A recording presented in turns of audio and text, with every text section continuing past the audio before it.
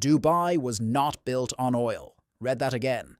The most iconic skyline in the Middle East, the city that has grown from 175,000 people in 1975 to 4 million in 2025, a population increase of 2,185% in 50 years, was built on something far more fragile than petroleum. It was built on a promise, a single, specific, immovable promise, that whatever war, whatever revolution, whatever regional catastrophe was consuming the neighborhood, it would stop at Dubai's borders. That promise had a precise market value. By the end of 2025, the Dubai International Financial Center hosted 290 banks, 102 hedge funds, 500 wealth management firms, and 1,289 family-related entities. Last year alone, the UAE was on track to attract 9,800 relocating millionaires, more than any other country on earth, more than Singapore, more than Switzerland, more than anywhere. 3 days before the strikes began, Dubai's developer, Emaar Properties, hit a record valuation of 149 billion dirhams, approximately $40.6 billion. That was February 25th, 2026. Real estate was booming. The city had crossed 4 million residents for the first time in August 2025. Forecasts projected 5 million by 2030 and 5.8 million by 2040. The Golden Visa program was pulling in entrepreneurs and wealthy families from across the globe, and the numbers proved it was working. More than 231,000 new residents had arrived in a single year. The population was growing at 6.13% annually, the highest rate recorded in years. There were 81,200 millionaires living in Dubai at last count, 237 centimillionaires, 20 billionaires. The city was not just growing, it was accelerating.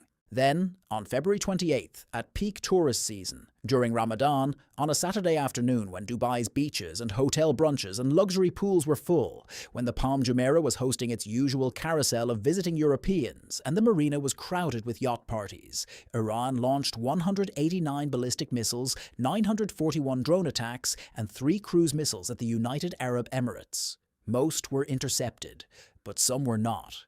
And the ones that were not did not simply damage buildings, they detonated the promise that was the entire foundation of what Dubai actually is.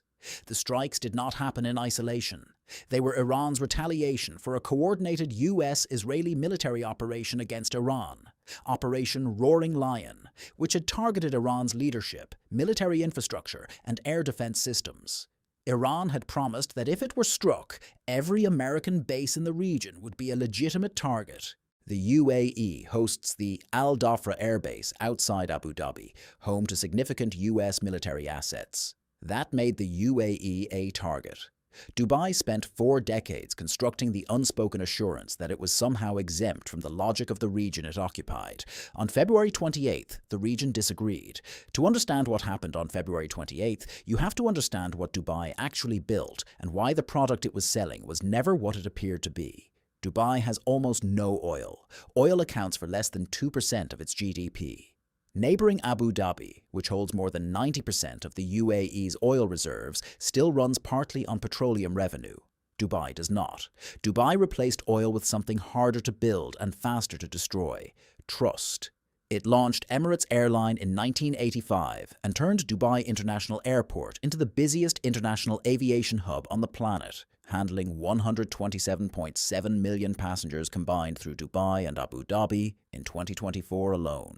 90,000 passengers per day transited through Dubai, Doha, and Abu Dhabi on just 3 airlines: Emirates, Qatar Airways, and Etihad, using those airports as a bridge between continents. Effectively, within an 8-hour flying radius of the Middle East sits 2/3 of the world's population. Dubai positioned itself as the mandatory transit node for all of it. Then it attracted the capital. Dubai built its entire demographic and economic model on the flight patterns of the world's wealthy and the world's desperate. Syrians displaced by civil war, wealthy families rattled by the Arab Spring, Russians and Ukrainians who arrived after the outbreak of the Ukraine war in 2022, British millionaires departing a country expected to lose 16,500 high-net-worth individuals in a single year, the largest net outflow of wealthy individuals from any country in a decade. They all arrived in Dubai for the same reason: It was stable, it was tax-free, and it was, above all else, safe. The city's residents left their cars unlocked. They left their homes unlocked. The streets of neighborhoods that would be patrolled and surveilled in comparable cities elsewhere were simply open because crime statistics in Dubai were among the lowest of any major city on earth.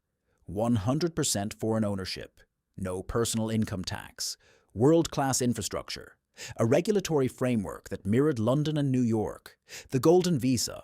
That was the product. That was what Dubai was actually selling. Not the Burj Khalifa, not the Palm Jumeirah, not the hotel brunches or the yacht clubs or the beach clubs. The product was the absence of sirens. The product was the certainty that no one would ever need to know where the nearest shelter was. On February 28, 2026, Dubai discovered it had no public bomb shelters. None. Residents spent the night in underground parking garages. Parents told their children the explosions overhead were Ramadan fireworks, or the cannons traditionally fired at iftar.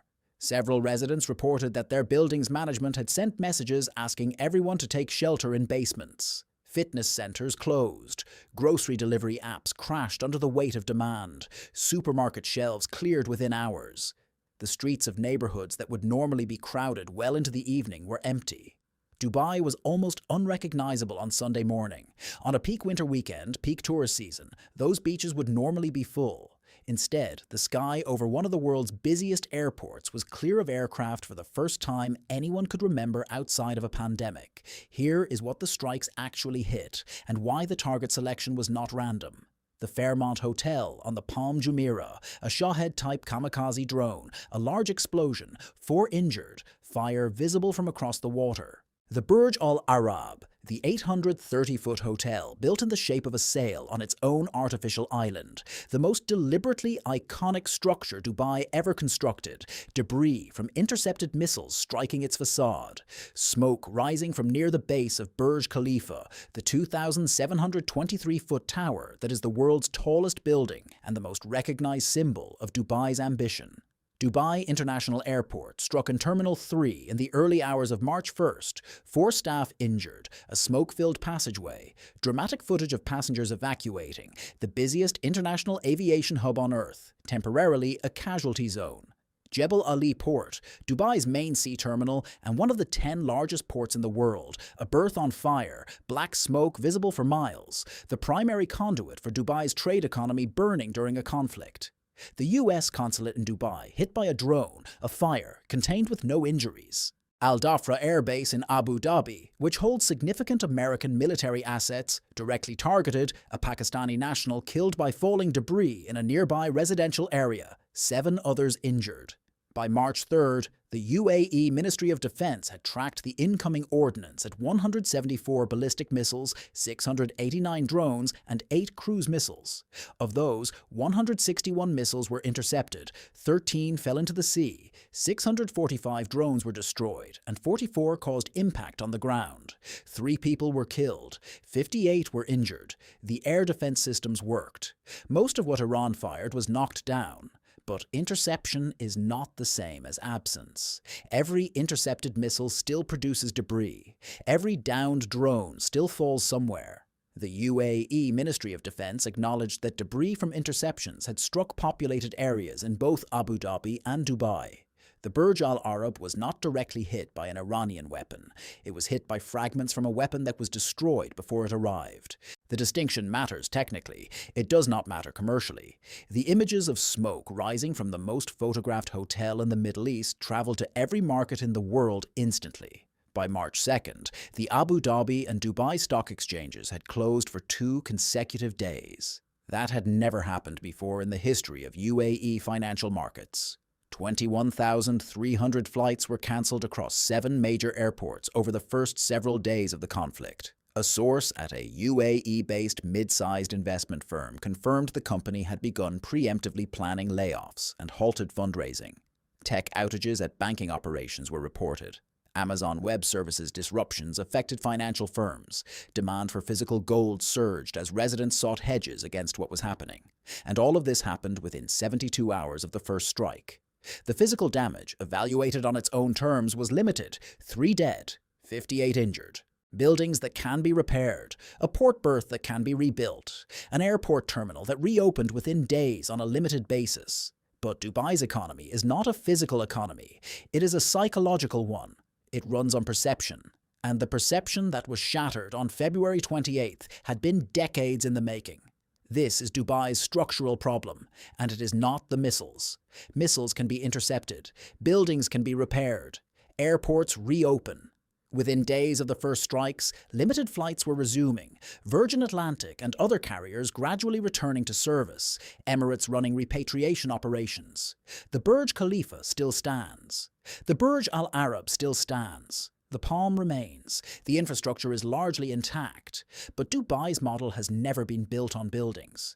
It has been built on mobile capital, on the most liquid and footless money in the world, managed by people who chose Dubai specifically because they could leave anywhere else at any time. And mobile capital has one defining characteristic. It moves. The 92% of Dubai's population that is expatriate came with no permanent attachment. They came because the calculation was favorable. Tax-free income, world-class infrastructure, safety. The moment any of those three variables changes, the calculation changes. Dubai's rise was itself built on the instability of others. That is not a cynical observation. It is the city's own documented history. Beirut was the region's international financial capital until the Lebanese civil war in the 1970s ended that story definitively. Bahrain stepped into the vacuum until Dubai's rise rendered it a secondary player. Each succession was powered by the same engine, the promise of reliable stability in an unstable neighborhood. The succession logic now runs in the other direction. There are 300,000 British nationals in the UAE. The British Foreign Secretary publicly established support systems to help citizens flee the Gulf region within 48 hours of the first strikes. Tens of thousands of people who moved to Dubai from less stable countries now find themselves in a city that is less stable than it was a week ago. The geopolitical risk premium that a portfolio manager at Edmond de Rothschild pegged at 70% probability for the long term will translate, if it holds, into a sustained repricing of Dubai as a destination. The longer the war runs, the more intense the search for alternative locations becomes. Singapore, Zurich, London, Lisbon. Each one is now a slightly more compelling conversation than it was on February 27th. Jim Crane at Rice University's Baker Institute said it directly. International capital is highly mobile. Dubai was not built on oil. It was built on a promise. The beaches are empty. The airport arrivals board is dark. The stock exchanges have closed in a way they have never closed before. The highways that would normally carry 4 million residents to their beach clubs and brunch tables on a peak winter Saturday were nearly deserted the morning after. Whether the promise survives, this is the only question that matters, and the answer depends entirely on something Dubai cannot control: how long the war continues. Because the damage that cannot be repaired, the asset that cannot be rebuilt with construction crews and insurance payouts, is not the Fairmont Hotel or the Jebel Ali berth or the Terminal 3 concourse. It is the idea. The idea that whatever happened elsewhere in the Middle East, this city was different. That idea was detonated on February 28, 2026, and no air defense system in the world intercepts an idea.